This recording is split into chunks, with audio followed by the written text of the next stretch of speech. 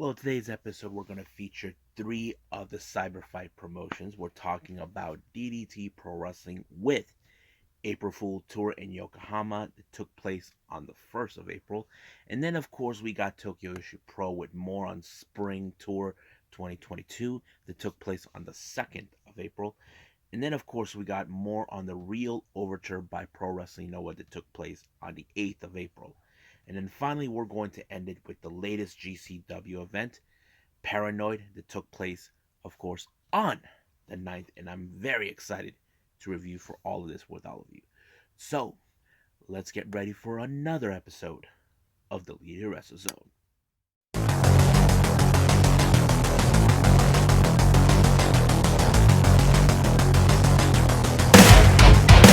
Are you ready? Get up, get up! Get up, get up! Get up, get up! Get up, get up! Get up, get up! Get up, get up!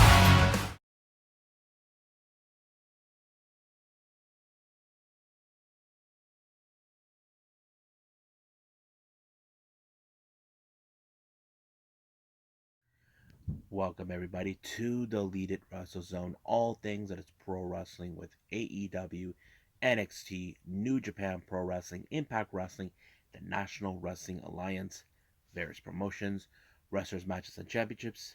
I am your host, J Rod here. So let's begin with DDT Pro Wrestling with April Fool Tour in Yokohama that took place on the 1st of April, which of course is April Fool's Day. No, they weren't planning any jokes, just to let you guys know. First match, we got Kasusada Iguchi teaming up with Yukio Naya to take on Soma Takawa and Masahiro Takanashi. Now, the interesting part is both Yukio Naya had once he and his tag partner Yuji Ino, who is going to be later on teaming with Asuka, have targeted the KOD Tag Team Champions, currently being held by CDK, Chris Brooks, and Masahiro Takanashi. So basically, Yujiro has his sights set on those titles. However, the match ended with, of course, with the unbelievable uh, submission move by Yukio to Masahiro Takanashi, forcing him to tap out. So basically, did Masahiro Takanashi get the message from Yuki Naya telling him, I'm coming for your titles? We'll find out. Next up, we got Disaster Box members Kazuki Irada and Totowashi teaming up with Yuki Ishida against the most freakiest individuals in DDT. We're talking about the Pheromones. We're talking about Danshuko Dino, uh, Yumehito Inamari, and of course Yuji Ino. The match, as you know, it could end it in a way that you probably be like, "What the hell is this?" As you know, the Pheromones are a bunch of freaky dudes, even though they're showing their bare ass. That's what took place. However, they looked more like they were violating Yuki Shida, but fortunately, the match had to be stopped by orders of the GM. I forgot his name once again. So basically, he did not like what he saw, but of course, Pheromones did not like the fact that this match was stopped. But however, the match was given to Disaster Boxing Yuki Ishida. But something tells me Pheromones is not done with this yet.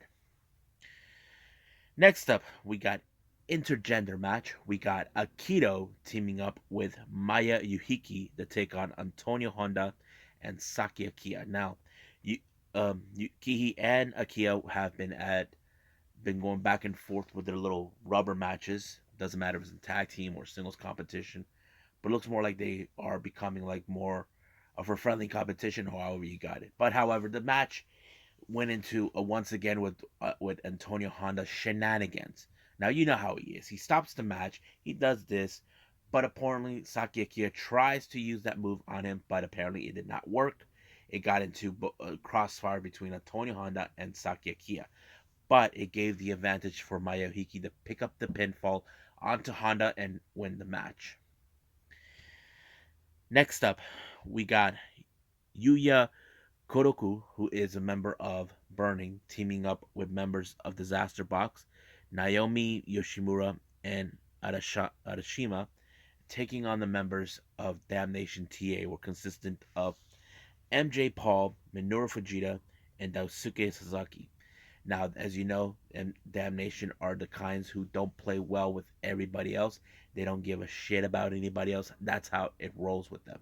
However, it was Sasaki who picked up the victory when he put what's his name, um, Koroku in an armbar position and forced him to tap out, which he did. Next up, we got a very interesting singles competition. We got Hideki Okatani, who is one of the most recent members of Eruption, along with Sakiakiya, Yukio Sakaguchi, and of course Kazusada Iguchi, taking on, of course, the member of 37 Kamina and soon be leaving for the US, Konosuke Takeshita. Now, Okatani, I don't know what the hell was he thinking. He made the real charge onto Takeshita in order to get an advantage in order to win the match. Now, you can say it's smart, but was it really that smart enough to do that to a guy like, of course, with Takeshita? Well, you tell me later. But it was a really good match. I have to say, Okatani did show a lot of potential even since the faction he was in before Junretsu disbanded. He has become a much stronger competitor than he ever was before. So, but unfortunately, Takeshita did a little something with the elbow right into his face and knock him out, completely allowing Takeshita to pick up a very good match against him. Now, this one is a very interesting mix up. We got Asuka, aka Veni, the teaming up with Yuji Ino to take on Chris Brooks and Mao. Now, as you may mention, Yuji Ino, along with Yukio Naya, they are targeting the KOD Tag Team Champs, and Chris Brooks is one half of those champions. But Asuka is targeting the DDT Universal Championship that's currently being held by Mao. Now, Mao and Asuka do have a history. It was Mao who brought Asuka into DDT, but now it's like what has changed? Why would Veni comes after someone who cared for her ever since then? Well, as you know, Asuka has been making name for herself as a one of the most prominent Yoshi wrestlers in Japan. So maybe that's the whole point. Maybe taking a little first step further, even if she has to fight the people who once brought you into this business. But that's how it is. But it was Asuka who picked up the victory when she pinned Maho, but sending a clear message that no matter what he does, she'll be coming for that title.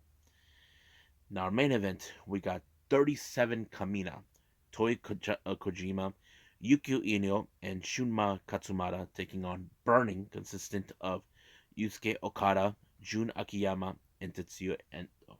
Now, if you guys remember last time, Takeshita made the announcement that he was leaving DDT for an expedition here in the United States.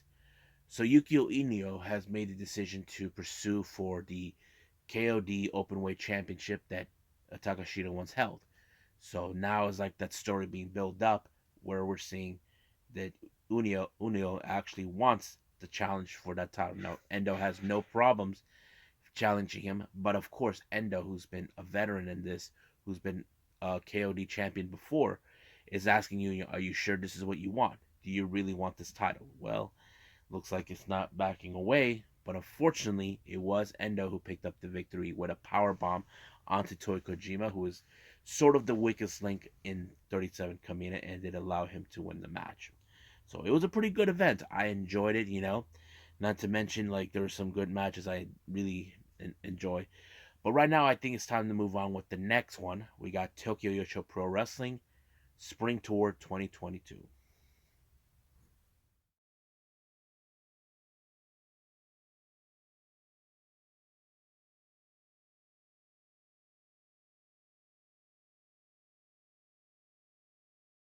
Okie dokie. So, let's move on with Tokyo Yoshi Pro Wrestling with Spring Tour 2022. This one took place on on the 2nd of April. Now, this one opened up with contract signings only because there's two major matches that are be taking place and they're both championship matches. The first one was for the Princess Tag Team titles against the champions, the Magical Sugar Rabbits, Mizuki, and of course, the magical girl, Yuka Sakazaki. And their challengers is none other than the new combination of Erizu Endo and Zuzumi. Now, these two have been sort of formidable and a very solid tag team in the last couple of months. Now, you can say that is it wise for them to already challenge the tag champions? Well, I could picture that Yuka and Mizuki they have the tag team experience because they've been teaming for far too long. But however, we would never know if how Endo or Suzumi could end up. Will they be able to dethrone the magical sugar rabbits? Well, we won't know until we find out. But the other contract signing is for the Princess of Princess Championship. As you know, the newly crowned champion, Shoko Nakajima, who won this title from back last month from Miyu Yamashita. Her first defense will be against Yuki Aino. Now, Aino has been now jumping into singles competition since her tag team partner, Bakuratsu's sister, uh, Nadoka Temna, officially graduated from Tokyo Pro, but at the same time retired from pro wrestling as well. So now it's the perfect time for her to move up to become a singles competitor. So, I mean, I know she has the power. She's a very good of a powerhouse wrestler, as you guys ever seen her. Even when she was teaming with Temna, but she did beat her in last month's event at March somewhere. I don't remember which one. Oh yeah, for Grand Princess last month. That's the one. But uh, can't wait to see how this one is. This match was officially issued on the day that uh, Temna retired and officially graduated, which was kind of weird, but at the same time, of course, I know made a very good, interesting move, and there's no a shame of that. But I have to say, let's see what she can do now as a singles competitor. Now, our opening match is Mahito Kiru taking on, of course, Miyu Watanabe. This was a very interesting match. Kiru was trying to stay close to the vest, like keeping her hands tied inside her own, like try not to move because she knows how much of a powerhouse Miyu Watanabe is. Now you probably say how much of a powerhouse is she? Simple. She's 5 foot and she can lift someone a bit more bigger. But that did not work. Unfortunately, she ended up in the wrong end of the teardrop by Miyu Watanabe and allowing herself to pick up a very good victory.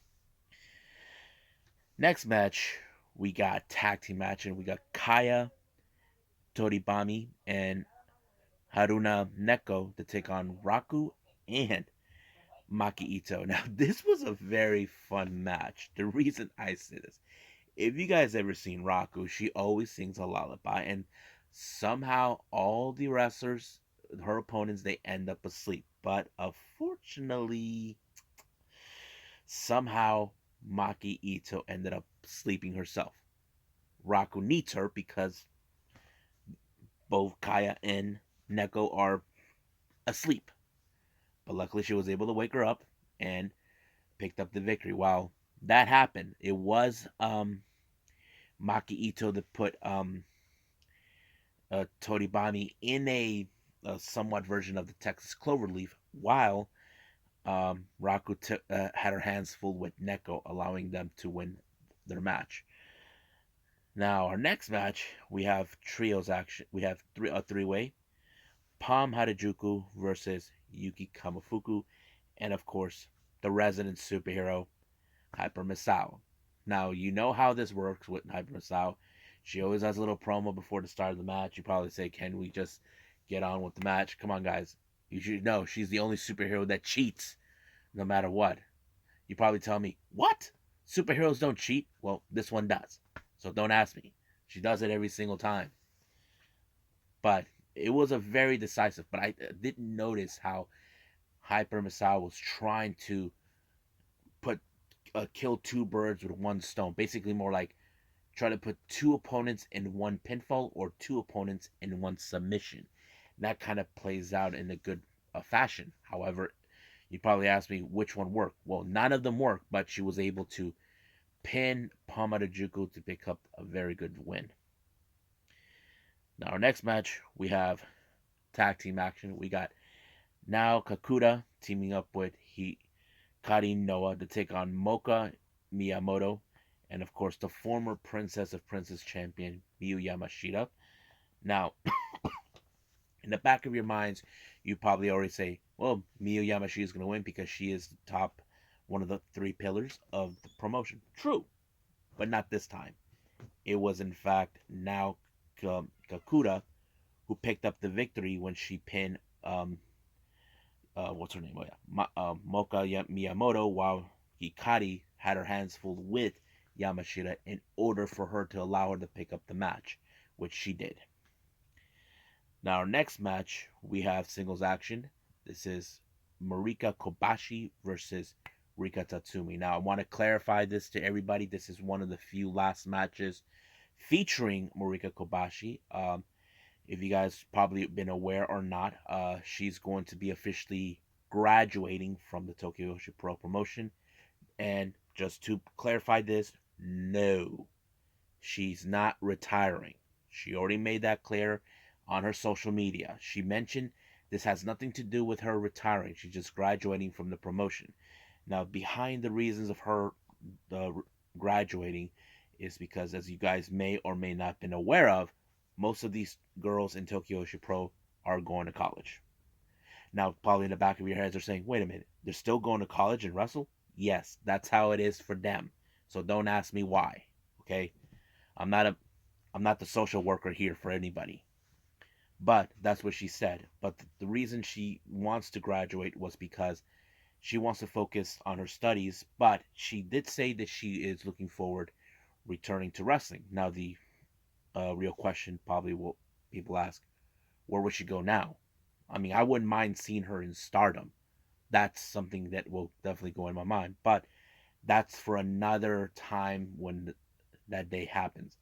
But this is one of her last few matches before graduating, and she's taking on the White Dragon, who is also a former Princess of Princess champion. But this one was very unique. Now, I have to say, Marika did put up a good effort, not to mention putting her in headlocks. But you know how uh, Tatsumi is with the hip attacks, and that's always been her main moves to win. Unfortunately, that's what she did, allowing her to win. But of course, she did gave Marika Kobashi a good standing ovation, knowing that she put up a good effort. Now, our main event is the much interesting one. We have the challengers for the championship matches. We got Arisu Endo, Suzumi, and Yuki Inoue to take on the champions, the Magical Sugar Rabbits, and of course, Shoko Nakajima. Now, you probably would say, the champions no doubt gets it. Well, that could be possibly true. I mean, they are a formidable group. From my understanding, as you guys know, Yuka Sakazaki and Shoko Nakajima are two of the three pillars of Tokyo Pro, and that would makes a whole lot of sense. But I have to say there was some good effort. But it was Mizuki who picked up the victory when she did like a somewhat version of a suplex onto Zuzumi to allow her to win, while the others had their hands full with Endo and Aino. So it's going to be a very good. It was a very good match, allowing for Mizuki to win for her team. But the real question does remain: does their challengers have what it takes to dethrone them? Well, we'll see when that day happens. But I will keep apprised of that. However, I will let you guys know. We are expecting the last matches involving Marika Kobashi. It hasn't been uploaded yet on the watchprowrestling.live, but once it does, I'll give you guys my review on that. But right now, I think it's time to move on with Pro Wrestling Noah.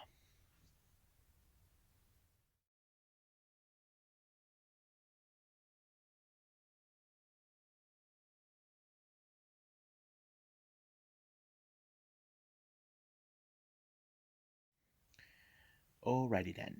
So we're continuing more with Pro Wrestling Noah with the real Overture. This one's on the 8th of April. Now, there's a lot of things that took place. Opening match, we got the young boy Yatsutaka Yano taking on Super Crazy. Now you can probably guess in this if you guys know who Super Crazy is. He's that one guy you've seen from WWE along with the Mexicals with Psychosis and Juventud. But recently, for a while, he's been part of Los Perros del Mal de Japón. He even challenged for the GHC Junior Heavyweight Championship against I think it was Daisuke Irada, but that title is now taken by his teammate and somewhat leader of Los Perros. I'm talking about Eita. But in this particular match, he actually did pretty good. He put Yano in some sort of a power bomb, allowing himself to win, representing Los Perros. Next match, we have Kai Fujimura, a young boy here, teaming with Kinya Okada and Daiki Inaba to take on Alejandro and members of the Funky Express, Mohamed Yone and King Tani. First thing, I did not expect Alejandro to get in the groove with the Funky Express. You probably say, why? Well, the reason is this: the Noah Junior Regular Army are not actually like a faction; they're like a group within the promotion. So basically, he can have a little fun as much as possible. But I have to say, it was pretty good seeing Alejandro can quickly have a little fun with the Funky Express. But it was him who picked up the victory for his team when he pinned um, Kai Fujimura. So I have to say, pretty impressive victory by Alejandro and also for the Funky Express. Next match, we got Hayo representing from the Z-Brats from Dragon Gate taking on a member of the Noah Junior Regular Army, Junta Miyawaki, I think. I have to say, you can tell by the Z-Brats, this is why. Now, some of you say, wait, is this guy from Dragon Gate? Why is he here? Well, to be honest with you, from what they're saying is that they feel like the Noah Junior Army are a bit of trying to embarrass the junior heavyweight division. That's what they find interesting. But Hayo did send a message loud and clear when he pinned Junta, and it was directly sent. Now, our next match, we have the members of Congo, Niho, Hajime Ohara, Tadasuke, Manabu Soya, and Keno taking on Hao, Yohei, Daisuke Irada, Yoshiki Inamura, and of course, Masa uh, Kitamiya. Now, if you know this in this particular, Hao and what's his name, Yoshiki were once members of Congo in the past. Yohei, basically, he and Hajime still has their beef. But in this particular match, it was pretty good. You have a good combination of junior heavyweights and two heavyweights. But it was, in fact, Hao who picked up the victory when he pinned Neo. But he was almost about to cheat when he was about to grab the ropes, but he realized this is not how he wanted to win, but he went the right way. So basically, there will be a special grudge match later on this month between Hao and Neo. So I think this is more like who's going to outdo each other. So that's kind of the story tells us. Next up, we got Katsuhiko Nakajima, the current GHC.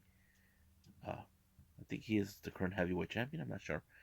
Taking on Hideki Suzuki. Now, if you guys don't know who's Hideki Suzuki, you may have seen him on NXT as like the trainer for Diamond Mine. So basically, he returned to Japan. Now he's with Noah, joined Sugi Uragon, and he's one half of the GHC Heavyweight Tag Team Champions with Takashi Sugiura.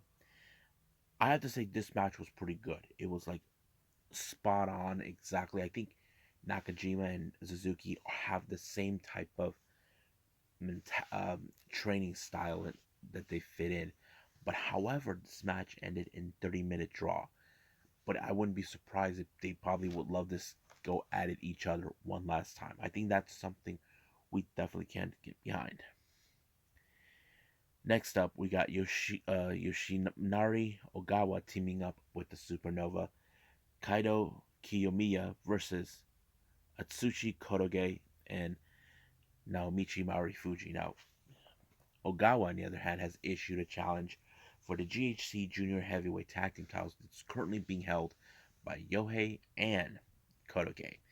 So basically, this is a clear matchup. However, I think this match was a very interesting message that Ogawa has sent. You see, Ogawa is the leader of the faction known as Stinger. Stinger has been the most dominant junior heavyweight faction around, and they're trying to send a direct message that they will still be on top to reclaim what they lost. So we're going to see how this turns out. But however, it was Ogawa who picked up the victory when he put a leg lock onto Kotoge and forced him to tap out.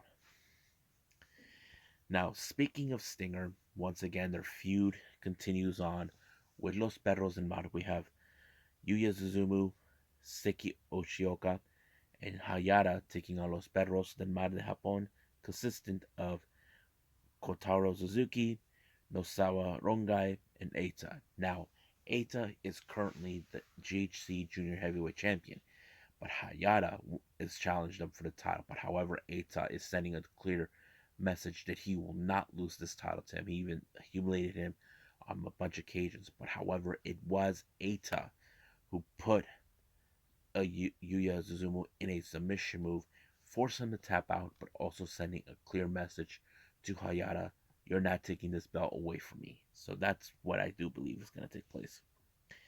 Now, our main event, we have Masato Tanaka and Go Shiozaki taking on Sugiura's Takashi Sugiura and Kazuyuki Fujita. This match is basically a fight between both Kazuki Fujita and Shiozaki. So basically, I think they're both.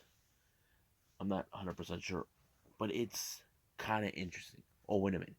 I forgot. It's Fujita who is the current GHC heavyweight champion, but it's now Shiozaki who wants to win that title back. But however, the match ended when, of course, he put him down, where Fujita put Shiozaki down and win. However, he wanted to punish him some more. Even he took out the other members, including his own teammate. So basically, he's trying to prove who is the strongest. So I think that's pretty much it what we got with Pro Wrestling Nova. So let's move on with the last review, GHC Paranoid.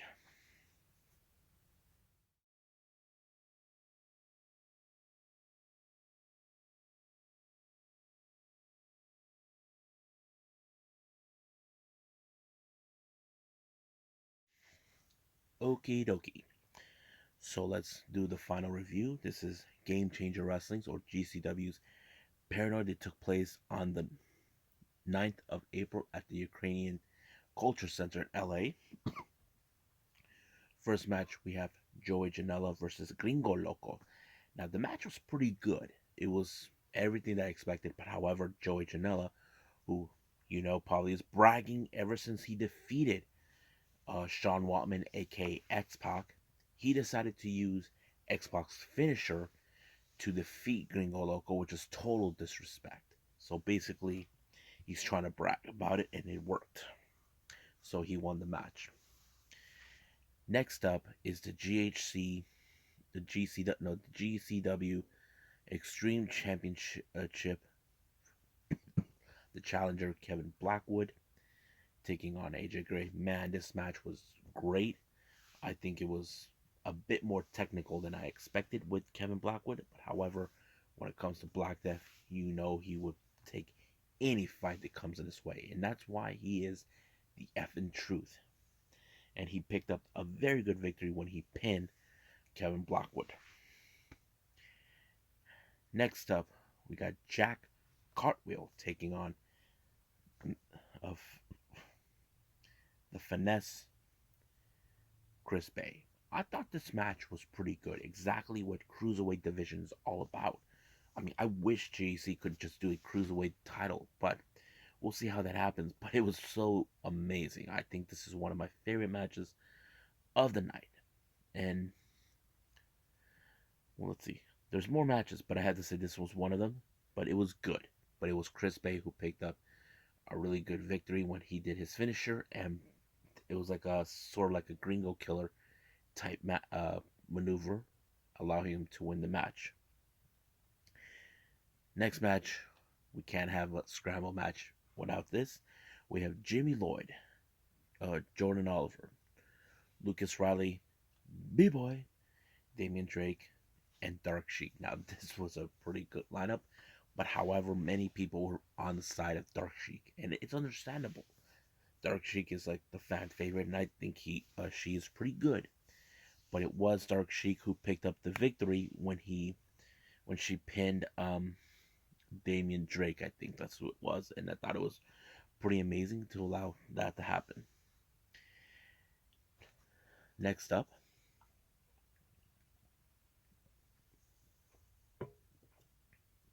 we got the GCW tag team titles. We have Busse, Effie, and Ali Catch taking on the Briscoes. Now that match was so hardcore. I would not imagine the kind of mayhem these two teams hate. But however, I kind of forgot about this. Effie is still a member of Second Gear Crew, so Matthew Justice and Mance Warner gave them the helping hand.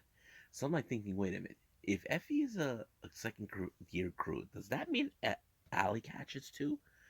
I don't know. We gotta find out about that. But I have to say, because of this, it did allow for Boosie to pick up the victory, the pin, one of the Briscoes, 1, 2, 3.